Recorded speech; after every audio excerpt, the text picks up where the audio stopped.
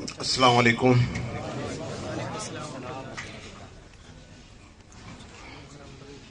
حضرات،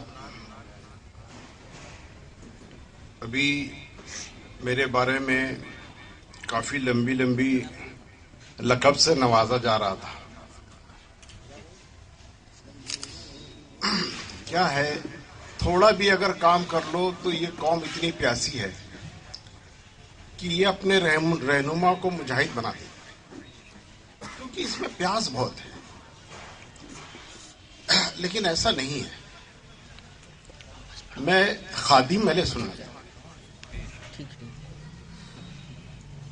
اور وہی رہنا چاہتا ہوں. مجاہد اہل سنت یہ بہت بڑا بات ہے یہ کرنے کے لیے. اس کام کو انجام دینے کے لیے مجاہدانہ کام کرنا پڑتا ہے. اور ایمان تنظیم نے تو ابھی تک شروعات کری، ابھی وہ مقام پہ پہنچنا باقی ہے. اور انشاءاللہ جس وقت ہمارے مجاہد صلاح الدین ایوبی علیہ رحمہ اور ہمارے مجاہد علامہ فضل خیر آبادی کے نقش قدم پر چلیں گے تو ہمارا ہر سنی مجاہد اہل سنت ہوگا. اور وہ وقت دور نہیں ہے.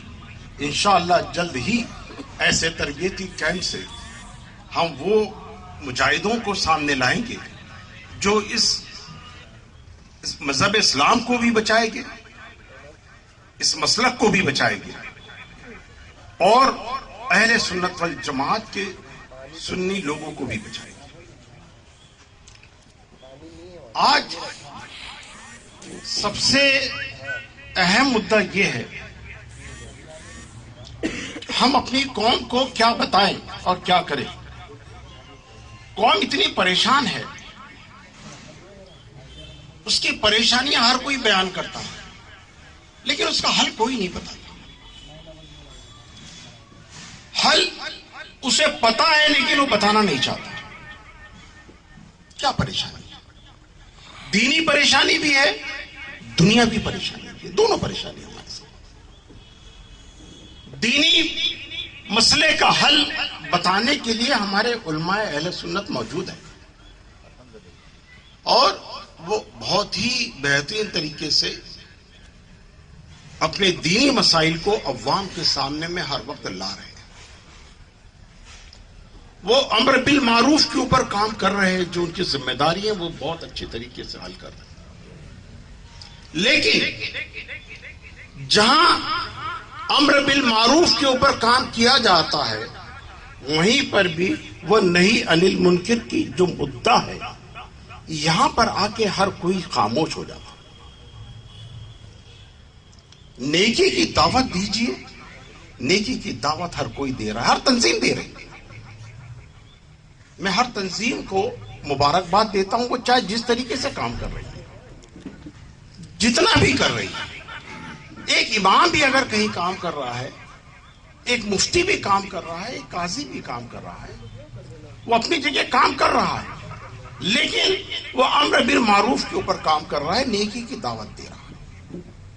لیکن وہ نہی عن المنکر کے اوپر میں کام کرنے کی کسی نے آج تک ضرورت نہیں کری. برائی سے روکو، برائی سے روکو. یہ جو 50% کا پارٹ ہے اس کو ہم نے ٹچ ہی نہیں کرا. یہ کہاں سے ختم ہوا؟ اس کام کا بیڑا اٹھایا تھا صلاح الدین ایوبی علیہ السلام. برائی سے روکو، اپنی عبادت گاہوں کو بچاؤ. یہ انہوں نے کیا اور انہوں نے بیت المقدس کو بچایا، قوم کو ہینڈ اوور کیا. یہ ہے وہ نہی عن المنکر. اس کے بعد چلے آئے کام. اور وہ کب تک ہوا؟ جب تک علامہ فضل خیر آبادی اس زمین کے اوپر میں موجود تھے انہوں نے اس آخری کام کو اس ہندوستان میں انجام دیا. اس کے بعد سے اس کام کو کسی نے انجام نہیں دیا کیونکہ وہ حالات ہی نہیں رہے کہ وہ نہی عن المنکر کے اوپر کام کیا جا سکے. وجہ آج جو نوجوانوں کو بلا کر کے تربیتی کا کیمپ یہاں رکھا گیا ہے وہ اسی چیز کو بتانے کے لیے رکھا گیا ہے کہ آپ آج کی ینگ جنریشن، پڑھی لکھی generation, doctor, engineers, professors, lecturers, advocates, thinker, وہ آئے اور سمجھے اس بات کو، اسلام کے اس فلسفے کو سمجھے. اس کو سمجھنا بہت ضروری ہے اور یہیں سے ہماری ہر پریشانی کا حل ہوگا اور یہیں سے پریشانیوں کے نجات ہم پا سکتے ہیں. برائی سے روکو. آج مجھے آپ بتائیں، کوئی شخص کسی کے مکان پہ قبضہ کر رہا ہے، اس برائی سے کون روکے گا اس میں؟ کیا اس کا پڑوسی؟ نہیں، جو قبضہ کر رہا ہے وہ دبنگ ہے، وہ گنڈا ہے، بدماش ہے. اس کو لوگوں کے مال کو ہڑپ کرنے کی عادت ہے. وہ اپنی پوری طاقت سے پورے ظلم کے ساتھ اس کام کو انجام دے رہا. اس کو کون روکے گا؟ آج اس ہندوستان کے اندر جہاں سنویدھان کے تحت کام ہوتا ہے، جہاں قانون کے تحت کام ہوتا ہے، اس کے اندر آپ جا کے تلوار سے اس کا مقابلہ تو نہیں کریں گے نا. اگر آپ کریں تو جھگڑا ہوگا، جھگڑا ہوا تو ٹی آئی آیا، قانون آیا. تو اس کو روکنے کے لیے جوابداری کس کی؟ تو پتہ یہ چلا ہر برائی کو روکنے کے لیے سرکاری محکمہ وہ طاقت چاہیے جو اس کو روکے. اور آج یہاں روکنے کی اگر کسی کے اندر میں کوئی مادہ ہے یا اس کو قانوناً اجازت ہے تو وہ پولیس ہے. پولیس سے اگر نہ سمجھے تو پیرا ملٹری ہے، اینڈ دین فردر ملٹری.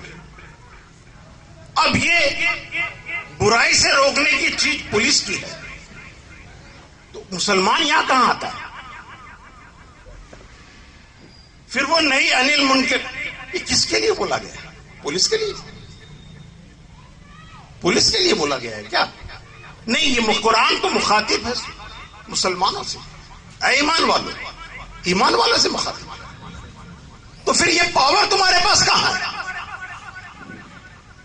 برائی سے کیسا روکو گے؟ پولیس کی اگر ہے تو پولیس کو روکے گا کون؟ پولیس کس کی سنتی ہے؟ پولیس عوام کی سنتی ہے؟ آپ کی سنتی ہے؟ نہیں. کس کی سنتی ہے؟ پولیس سنتی ہے وہ پبلک ریپرزینٹیٹیو کی جو چناؤ کے اندر چن کے آتا ہے. کس کی سنتی ہے؟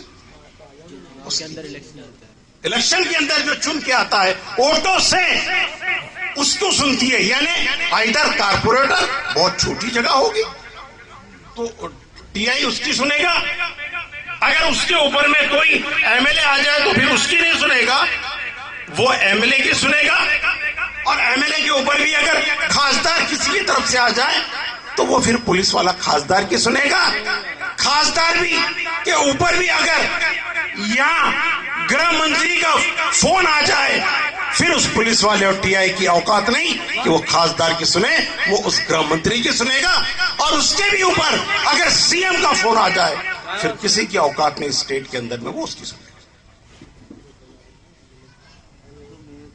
تو یہاں پر میں پولیس کو آرڈر دینے کا اختیار پبلک ریپرزینٹیٹیو چن کر آئے ہوئے نمائندے کو ہے، جس کی وجہ سے وہاں پر منتری اور سی ایم بنایا جاتا ہے. کیا اس جگہ کہیں پر بھی اہل سنت والجماعت ہے؟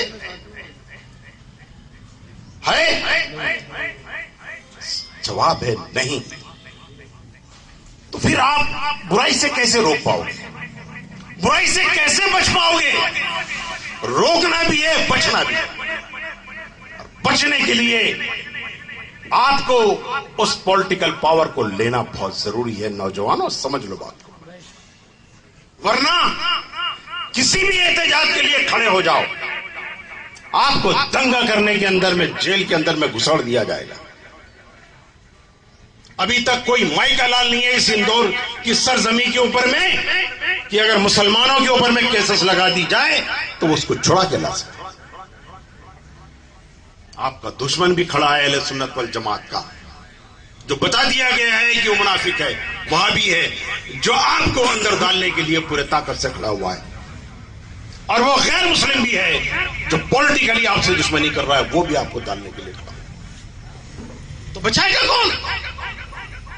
کتنے حادثے ہوئے ہوں گے آپ کے ان دور میں، مجھے تو نہیں پتا، لیکن آپ اگر اپنے ذہن میں لا لیں تو کئی پکچر آپ کو سمجھ میں آئے گی کہ جتنے بار بھی تماشا ہوا اور ہم احتجاج کے لیے نکلے، ہمارے ہی اندر گئے، وہ تو بھاری کھڑے تھے، انصاف نہیں ملا، اس قوم کو انصاف نہیں ملتا جو اقتدار میں نہیں ہے، اس قوم کو انصاف نہیں ملتا جو اقتدار میں نہیں ہے، اور وہ قوم جو اقتدار میں ہوتی ہے اس کا رانگ بھی رائٹ ہوتا ہے، اور جو اقتدار میں نہیں ہوتی ہے اس کا رائٹ بھی رانگ ہوتا ہے۔ یہ یونیورسل قانون ہے۔ اسلام سب سے پہلے بولتا ہے کہ اقتدار لو، اقتدار لوگے تو تم انصاف کر پاؤ گے، برائی کو روک پاؤ گے، اپنے آپ کو روک پاؤ گے، اپنے مذہب کو بچا پاؤ گے، اپنے مسلک کو بچا پاؤ گے، اپنی مسجدیں بچا پاؤ گے، اپنی وقف پراپرٹیاں بچا پاؤ گے، ورنہ ساری کی ساری لوٹ لی جائے گی جو آج ہو رہا ہے۔ یہی چیز پورا دیکھ لیجیے گا۔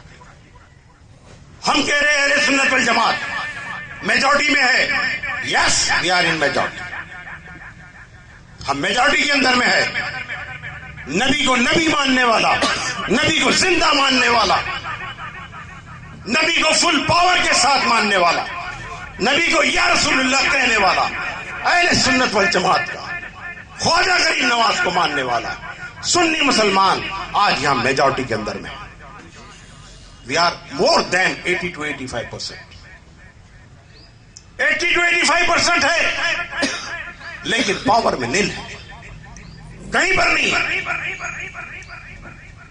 جو سوچ جو وسیم اشرفی صاحب نے کہا ہمارا سیاست سے کوئی تعلق نہیں، یہ جو غیر اسلامی سوچ ہم کو 1952 سے ابوالکلام آزاد جیسے وہابی اور جمعیت علماء ہند جیسے عیسائی مذہب کی بنائی ہوئی شاخوں نے ہمارے اندر گھسیڑ دیا، اسی کو ہم لے کر کے چلے جا رہے ہیں۔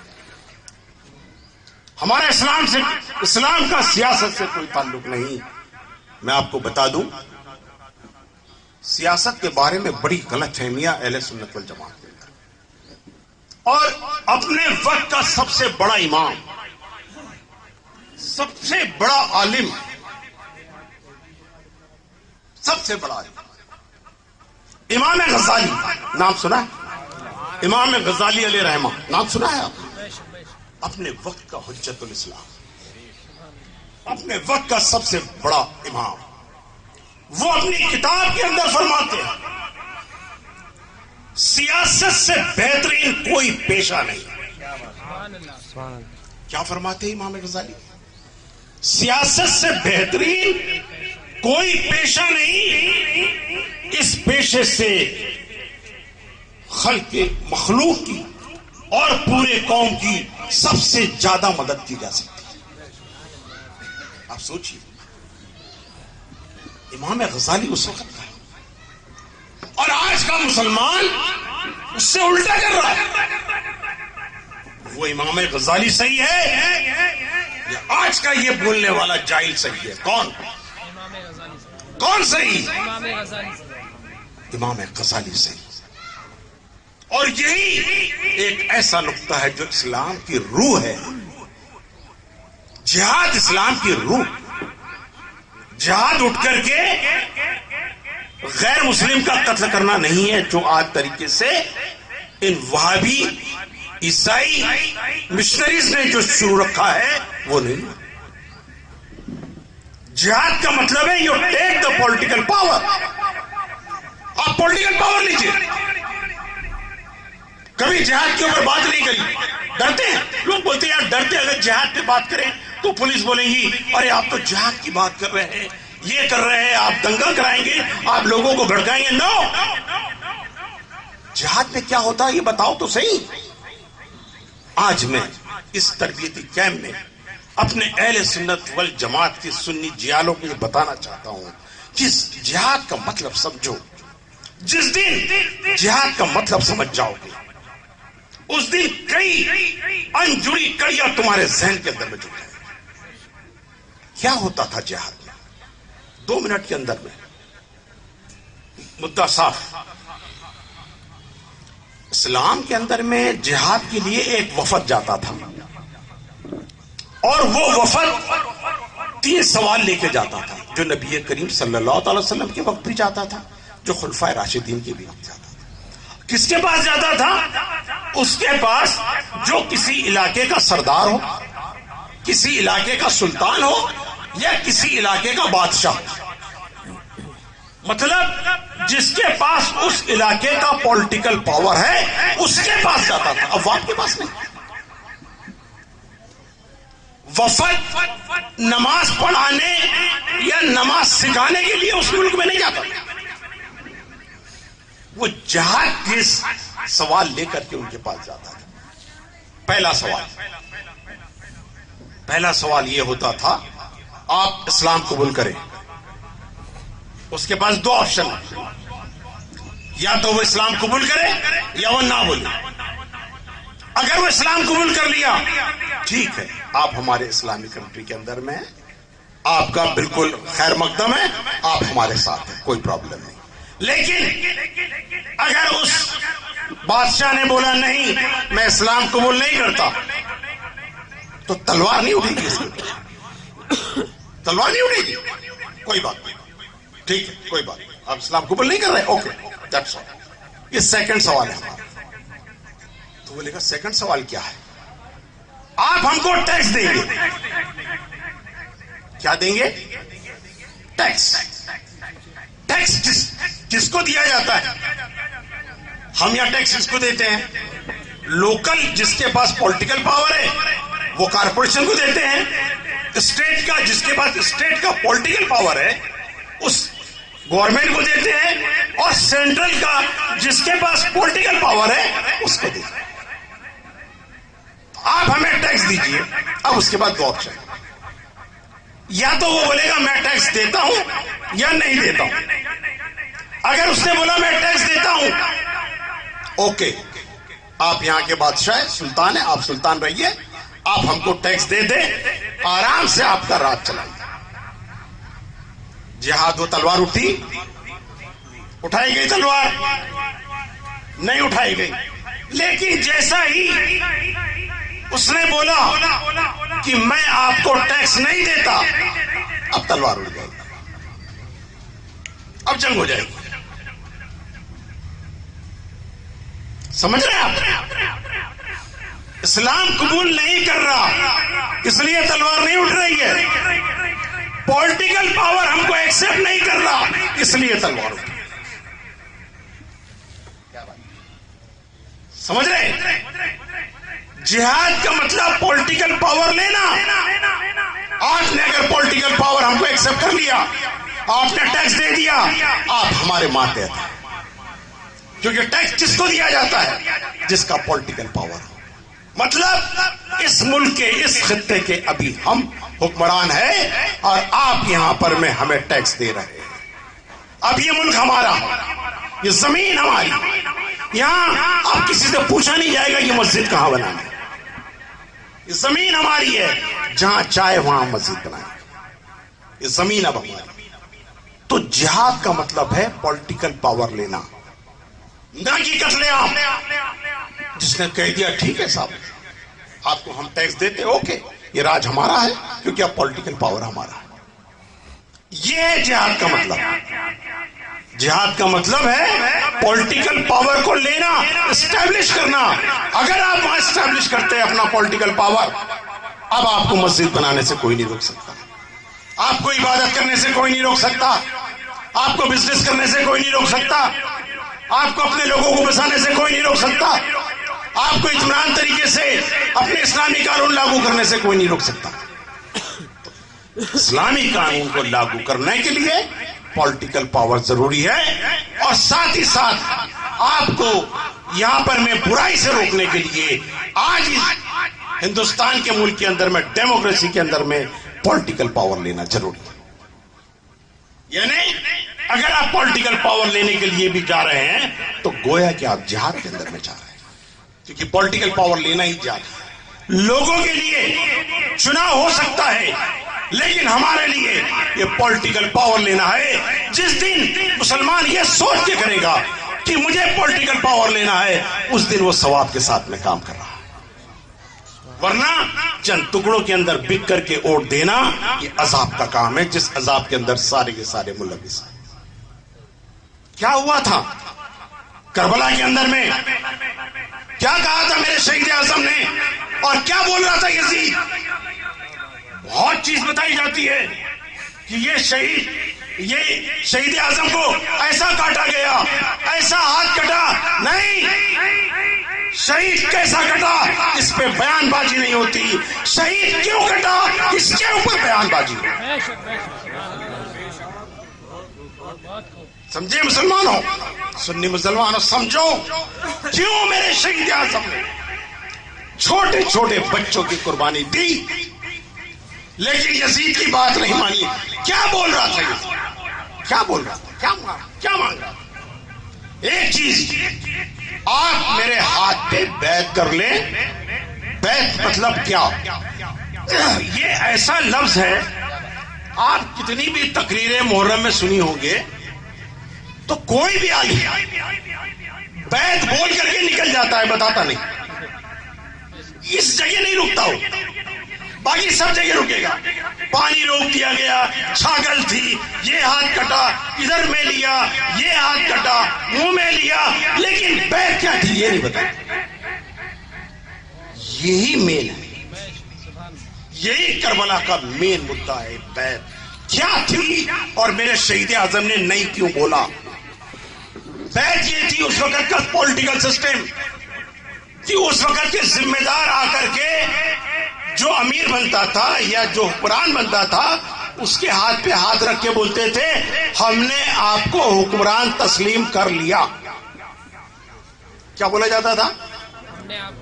ہم نے آپ کو حکمران یعنی امیر المومنین تسلیم کر لیا, یعنی ہم نے اپنے آپ کو حکمرانی کرنے کے لیے سمتی دے دی. گویا کہ آج کے اعتبار سے ہم نے آپ کو حکمران بننے کے لیے اپنا ووٹ دے دیا. آئی سمجھ میں؟ ہم نے حکمرانی کرنے کے لیے اپنی سمتی دے دی, یعنی آج جس طریقے سے سسٹم چلتا ہے ہم نے آپ کو ووٹ دے دیا, یعنی آپ کو حکمرانی بنانے کے لیے ہم نے اپنی سمتی دے دی. اس نے کہا آپ بیعت کر لیجئے. میرے شہید اعظم نے کہا نہیں, تیرے جیسے ظالم, تیرے جیسے مکار, تیرے جیسے شرابی, تیرے جیسے دھوکے باز شخص کے ہاتھ میں بیعت نہیں کی جا سکتی, ووٹ نہیں دیا جا سکتا, حکمران نہیں مانا جا سکتا. بنائی پورے طاقت کے ساتھ ہم اپنے پورے خاندان کی قربانی دیں گے, لیکن تیرے ہاتھ پہ بیعت نہیں کریں گے. نعرہ تکبیر, اللہ اکبر, نعرہ تکبیر, اللہ اکبر. سنی یوتھ ونگ زندہ باد, ایمان تنظیم زندہ باد, قائد اعظم زندہ باد. یہ اذان ہو رہی ہے, ہو رہی ہے.